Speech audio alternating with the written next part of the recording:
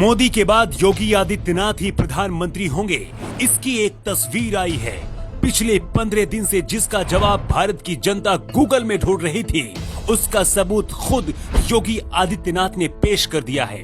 PM Modi ने योगी के जरिए सीधा संदेश दिया है कि भविष्य में उनके बाद योगी आदित्यनाथ ही प्रधानमंत्री की कुर्सी पर बैठेंगे। इस तस्वीर पर आप क्या लिख सकते हैं? क्या कहानी जोड़ सकते हैं? क्या तर्क दे सकते हैं? क्योंकि सियासत में हर तस्वीर की अपनी कहानी होती है और ऐसी ही कहानी इन दो तस्वीरों में छिपी हुई है। एक संदेश के साथ योगी ने इन दो तस्वीरों को जब भारत की जनता के सामने पेश किया तो योगी आदित्यनाथ के विरोधियों में खलबली मच गई। योगी प्रधानमंत्री बनने के लिए इतना उत्साहित हैं कि इस खुशी को जाहिर करने के लिए इन तस्वीरों के साथ एक कविता लिख डाली। 2018 में इस कविता को प्रधानमंत्री मोदी ने 15 अगस्त के मौके पर लाल किले से पढ़ा था, लेकिन योगी ने इस कविता को ट्विटर पर लिखकर ये संदेश देने की कोशिश की है कि मोदी का उत्तराधिकारी सिर्फ योगी है। तो चलिए योगी आदित्यनाथ की वो कविता भी आपको सुनाते हैं जिसकी लाइनें योगी के भविष्य की ओर इशारा कर रही हैं। हम निकल पड़े हैं प्रण करके, अपना तन मन अर्पण करके, जिद है कि सूर्य उगाना है, अंबर से ऊंचा जाना है, एक भारत नया बनाना है। भारत का भविष्य इन दो तस्वीरों में ही छिपा हुआ है। कैसे, इसे समझिए। आज से करीब 15 दिन पहले योगी को दिल्ली बुलाया गया था। दिल्ली में बीजेपी कार्य समिति की बैठक के दौरान भी पीएम मोदी ने योगी का कद बढ़ाने की भरपूर कोशिश की थी।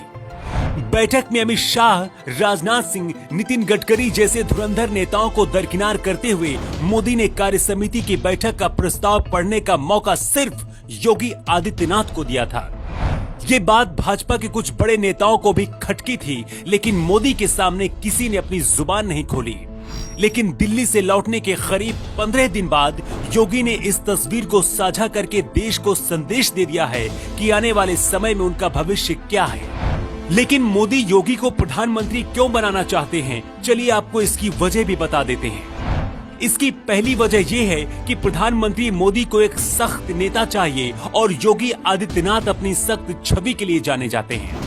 पीएम मोदी ये बात समझ चुके हैं कि उनके बाद अगर कोई बीजेपी को आगे लेकर जा सकता है तो वो सिर्फ योगी आदित्यनाथ ही हैं, क्योंकि योगी शांतिवादी सिद्धांत के नहीं बल्कि क्रांतिकारी सिद्धांत के माने जाते हैं। दूसरी वजह यह है कि जिस तरह से मोदी अपने परिवार से मतलब न रखकर सिर्फ देश के लिए काम कर रहे हैं, उसी तरह से योगी आदित्यनाथ भी अपने परिवार को त्याग चुके हैं। तीसरी वजह यह है कि हिंदू कट्टरवादी छवि की वजह से योगी को आरएसएस भी पसंद करती है और हिंदू विचारधारा वाले लोगों के लिए योगी आदित्यनाथ ही सब कुछ है। ऐसे में माना जा रहा है कि प्रधानमंत्री ने कंधे पर हाथ रखकर योगी को ये संदेश देने की कोशिश की है कि कोई छोटी नहीं बल्कि बहुत बड़ी लड़ाई लड़नी है और इसके लिए तैयार रहना है। प्रधानमंत्री 2 दिन के लिए लखनऊ आए हुए हैं। यहीं पर योगी आदित्यनाथ से मुलाकात की है। इस तस्वीर को देखकर समझा जा सकता है कि किसी गहरे विषय पर दोनों नेताओं के बीच मंथन हो रहा है। मोदी के कंधे पर योगी की भेंट की हुई शॉल है और योगी के कंधे पर मोदी का हाथ है। अपने 20 साल के राजनीतिक कैरियर में पहली बार मोदी ने किसी के कंधे पर हाथ रखा है। अमित शाह मोदी के सबसे करीबी माने जाते हैं, लेकिन ऐसी तस्वीर आपने कभी नहीं देखी होगी जैसी आज देख रहे हैं।